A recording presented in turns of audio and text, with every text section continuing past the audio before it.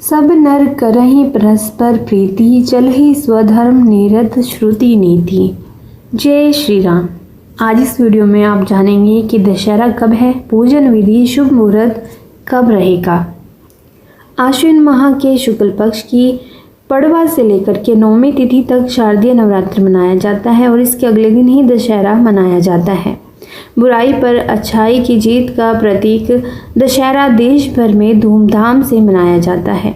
इस शुभ अवसर पर खुले मैदान में रावण दहन का आयोजन भी किया जाता है। हमारे शास्त्रों में वर्णित है कि भगवान श्री राम और लंका नरेश रावण के मध्य का समापन आश्विन माह के शुक्ल पक्ष की 10वीं तिथि पर हुआ था। इस दिन भगवान श्री राम ने रावण का वध किया था और इस शुभ अवसर पर अयोध्या में विजयादशमी मनाई गई थी। इस दिन भगवान श्री राम की पूजा की जाती है। इस साल अष्टमी और नवमी एक दिन मनाई जा रही है। इसके लिए लोग दशहरे तिथि को लेकर दुविधा में आए। तो आइए आपको बताते हैं कि दशहरा कब है। आश्विन माह के शुक्ल पक्ष की 10वीं तिथि 12 अक्टूबर के दिन है। इस दिन सुबह 10:59 से 10वीं तिथि शुरू होगी और 13 अक्टूबर को सुबह 9:08 पर समाप्त होगी। पंचांग के अनुसार भी 12 अक्टूबर को दशहरा मनाया जाएगा। इसी दिन विजय मुहूर्त दोपहर 2:03 से लेकर दोपहर 2:50 तक है। वहीं पूजा हेतु शुभ समय दोपहर 1:17 से लेकर दोपहर 3:35 तक है। इस दौरान साधक भगवान श्री राम की पूजा कर सकते हैं। और 12 अक्टूबर को इसीलिए भी दशहरा मनाया जा रहा है क्योंकि रावण का दहन शाम के समय किया जाता है और 13 अक्टूबर को शाम को 10वीं तिथि नहीं है। यह तिथि पड़ रही है 12 अक्टूबर की शाम को, तो इसीलिए विजयदशमी 12 अक्टूबर शनिवार के दिन मनाई जाएगी। 10वीं तिथि को दुर्गा पूजन का भी समापन होता है। इस शुभ तिथि पर मां दुर्गा की प्रतिमा का भी विसर्जन किया जाएगा। इसके अगले दिन ये शुभ मुहूर्त के बारे में आपको बताया गया है। और 9वीं तिथि 11 अक्टूबर को भारतीय समय के अनुसार दोपहर 12:07 पर शुरू हो जाएगी। वहीं 9वीं तिथि का समापन 12 अक्टूबर को सुबह 10:58 पर होगा और इसके बाद 12 अक्टूबर को ही 10:58 के बाद दशमी आरंभ हो जाएगी और तभी विजयदशमी मनाई जाएगी। यहाँ पर ज्योतिषियों के अनुसार माने पंचांग के अनुसार देखें तो सप्तमी और अष्टमी तिथि 10 अक्टूबर को है। हालांकि अष्टमी तिथि का समापन 11 अक्टूबर को होगा। सप्तमी और अष्टमी तिथि एक साथ होने पर दुर्गा अष्टमी अगले दिन मनाई जाती है। इस प्रकार 11 अक्टूबर को अष्टमी का व्रत रखा जाएगा या फिर अष्टमी पर जो कन्या पूजन किया जाता है वह 11 अक्टूबर को किया जाएगा। 11 अक्टूबर को दोपहर में 9वीं तिथि शुरू होगी और 12 अक्टूबर को सुबह 11 बजे समाप्त हो जाएगी। इसके लिए शारदीय नवरात्र की 9वीं 11 अक्टूबर को मनाई जाएगी और वहीं 12 अक्टूबर को दशहरा मनाया जाएगा। और 9वीं तिथि पर सूर्योदय सुबह 6:20 पर होगा और सूर्यास्त शाम को 5:55 पर और चंद्रोदय इस दिन होगा दोपहर को 1:55 पर और चंद्रास्त होगा रात को 12:19 पर। 9वीं तिथि पर ब्रह्म मुहूर्त रहेगा सुबह 4:41 से 5:30 तक। विजय मुहूर्त रहेगा 9वीं तिथि पर दोपहर 2:03 से 2:50 तक। गोधूली मुहूर्त रहेगा शाम को 5:55 से 6:20 तक। यह थी जानकारी थोड़ी 9वीं तिथि की। तो आइए जान लेते हैं दशहरे की तिथि की भी जानकारी के बारे में।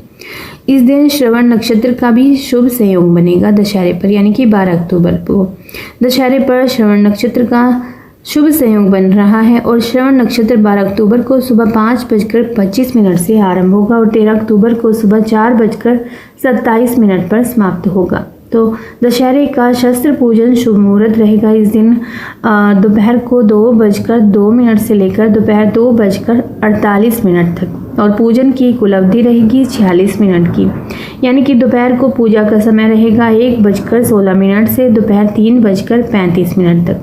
यहाँ पर पूजन की कुल अवधि टोटल मिला के देखें तो 2 घंटे 19 मिनट की है। दशहरे के पूरे दिन रवि योग व्याप्त रहेगा, जबकि सर्वार्थ सिद्धि योग सुबह 6:19 से अगले दिन भोर में 4:27 तक रहेगा। और रावण दहन का शुभ मुहूर्त रहेगा 12 अक्टूबर 2024 को। दशहरे पर रावण दहन का सबसे उत्तम मुहूर्त शाम का 5:53 से शाम के 7:27 तक रहेगा।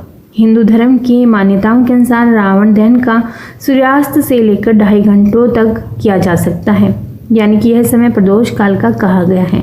ये 2.5 घंटों में आप मान लीजिए मोटा मोटी कि 5:53 पर शाम को यानी कि 5:45 बजे से लेकर के 7:30 बजे तक का समय रावण दहन का रहेगा।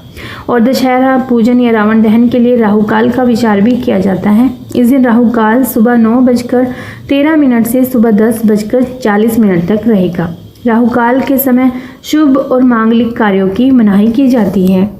और जो ये नवमी तिथि की और अष्टमी तिथि की कन्फ्यूज़न हो रही है वह भी आपको बता देते हैं कि ये महानवमी की कन्फ्यूज़न और महाअष्टमी की कन्फ्यूज़न क्यों हो रही है, क्योंकि नवरात्रि में चतुर्थी तिथि की वृद्धि हुई है और नवमी का क्षय हुआ है, इस कारण यह स्थिति बनी है। और गणना के अनुसार इस साल अष्टमी और नवमी के दिन कई शुभ संयोग भी बन रहे हैं और जिससे इसका महत्व भी बढ़ जाता है। 11 अक्टूबर को अष्टमी और नवमी दोनों ही तिथियां हैं। इस दिन सर्वार्थ सिद्धि और रवि योग के अलावा सुकर्मा धृति योग बन रहे हैं। हिंदू धर्म में सुकर्मा योग और धृति योग अत्यंत शुभ माने गए हैं। मान्यता है कि इस दौरान कार्यों को करने से उनमें सफलता मिलती है। इसके साथ साथ आपको बता देते हैं कि एकादशी भी आने वाली है। पापाकुंशा एकादशी का व्रत अब दशहरे के बाद होगा, यानी कि आश्विन मास के शुक्ल पक्ष की एकादशी तिथि को यह व्रत रखा जाता है। हर साल नवरात्रि के बाद पापाकुंशा एकादशी मनाई जाती है। एकादशी व्रत भगवान विष्णु को समर्पित है। मान्यता है कि इस दिन एकादशी व्रत करने से व्यक्ति को सौभाग्य की प्राप्ति होती है और मनोकामना पूरी होती है। इस साल नवरात्रि व्रत का पारण 12 अक्टूबर को किया जाएगा और दशहरे का त्यौहार 12 अक्टूबर को मनाया जा रहा है, तो नवरात्रि के बाद पापाकुंशा एकादशी व्रत रखा जाएगा, यानी कि एकादशी तिथि 13 अक्टूबर 2024 को सुबह 9:08 से आरंभ होगी और 14 अक्टूबर 2024 को सुबह 6:41 पर समाप्त होगी। उदया तिथि में पापाकुंशा एकादशी व्रत 13 अक्टूबर 2024 रविवार को रखा जाएगा। पापाकुंशा एकादशी व्रत का पारण 14 अक्टूबर 2024 को किया जाएगा। व्रत पारण का शुभ मुहूर्त 14 अक्टूबर को दोपहर 1:15 से दोपहर 3:33 तक रहेगा, क्योंकि पारण तिथि के दिन हरिवासर समाप्त होने का समय होता है। वह इस दिन पड़ेगा सुबह 11:56 पर, यानी कि 14 अक्टूबर को हरिवासर ही 11:56 पर समाप्त हो रहा है। इसके बाद ही आप व्रत का पारण कर सकते हैं। तो आशा करती हूँ आपको यह जानकारी अच्छी लगी होगी, तो वीडियो को लाइक और शेयर जरूर कीजिएगा। तो बोलिए अम्बे माता की जय।